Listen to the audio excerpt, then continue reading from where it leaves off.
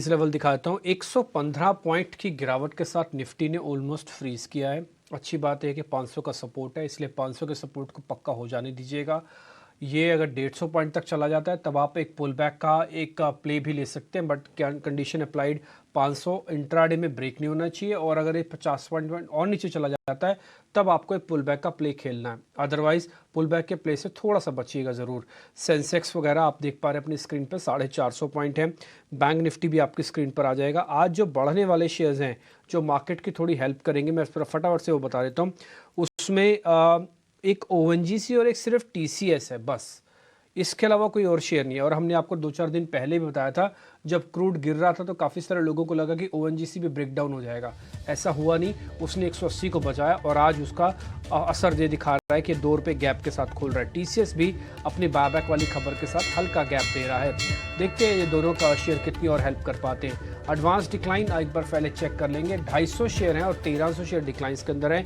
इसका मतलब स्थिति थोड़ी ज़्यादा गंभीर है, ज़्यादातर शेयर गैप डाउन खुल रहे हैं। लेकिन ये पुल बैक तभी होगा जब हम 500 को बचाएंगे और करीब करीब 150 पॉइंट तक हमको गैप मिल जाए, और ये शेयर मिल रहा है आपको। 140 पॉइंट ऑलरेडी हम गैप ले चुके हैं, और 500 को अगर हम बचा लेते हैं तो ये गैप आज आपके काम आएगा। ये बात कोच ने भी आपको थोड़ी देर पहले बताई है। करीब 400 पॉइंट का नुकसान इस समय बैंक निफ्टी है। बस बैंक निफ्टी को 44,000 एक बार वापस से ले आइएगा और फिर टिक जाएगा तो आपके ये कवरिंग कराएगा। इंडाइसिस से हो सकता है बहुत बड़ा पैसा ना बने, लेकिन इंडाइसिस आपके मनोभाव को ठीक करने का काफ़ी काम दे सकते हैं। आते हैं शेयर्स पे। आज सबसे ऊपर ओएनजीसी है करीब 2% की 2 रुपये की तेज़ी के साथ। एचसीएल टेक, टीसीएस, इन्फोसिस, ये तीनों ही शेयर्स के अंदर 2 में तो बकायदा बढ़त है। इन्फोसिस में मामूली गिरावट है 80 पैसे की। तो ये सारे शेयर्स आपके काम के हैं। आज आईटी वाला प्ले थोड़ा बाजार के इंडेक्स को मैनेजमेंट के तौर पर काम कर रहा है। फिर टीसीएस ने बायबैक देख के सबका मनोबल ऊंचा कर दिया कि देखिए इस तरह के चैलेंजिंग एटमॉस्फेयर में तो हम भी 1000 रुपये ऊपर लाके बायबैक लेके आ सकते हैं। अब जो कमज़ोर शेयर है वो आपको पता ही है, वो तो बीपीसीएल होना ही था क्योंकि क्रूड चल रहा है इसलिए। नीचे एक हमने गोल्ड का अपडेट भी डाला। धर्मेश भाटिया हमारे साथ जब सुबह जुड़े थे, वो कह रहे थे कि क्रूड के अलावा जो सेफ हेवन्स होते हैं टिपिकली गोल्ड और सिल्वर, वहां पर भी तेजी आपको मिलेगी। नीचे आप टिकर पे देख पा रहे हैं 1% सोना भी बढ़त के साथ खुलता हुआ आपको दिख रहा है। अदानी एंटरप्राइजेस आज टूटने में है। टाटा स्टील आज कमजोर है। अदानी पोर्ट आज 2% की कमजोर पे है। यूपीएल जो कि ग्लोबल प्लेयर है वो भी आज कमजोर है। वो आपको ग्लोबल टेंशन की वजह से जब आएगी दिक्कत, ये शेयर थोड़ा कमजोर हो जाएगा। इसके अलावा एनटीपीसी के अंदर भी आज हल्की प्रॉफिट बुकिंग है। नेक्स्ट 50 में जल्दी से चेक करके आपको बता देता हूँ, फिर एक हीट मैप लेके आएंगे, फिर छोटे मझोले शेयर्स आपके सामने रखेंगे। आज जो लिकर वाली खबर आई थी मोलेसिस की, उसका बेनिफिट मिल रहा है। आज यूनाइटेड स्पिरिट्स हालांकि अभी थोड़ा फ्लैट है, लेकिन उन्होंने कहा है कि ये ज़्यादा इंपॉर्टेंट नहीं होंगे।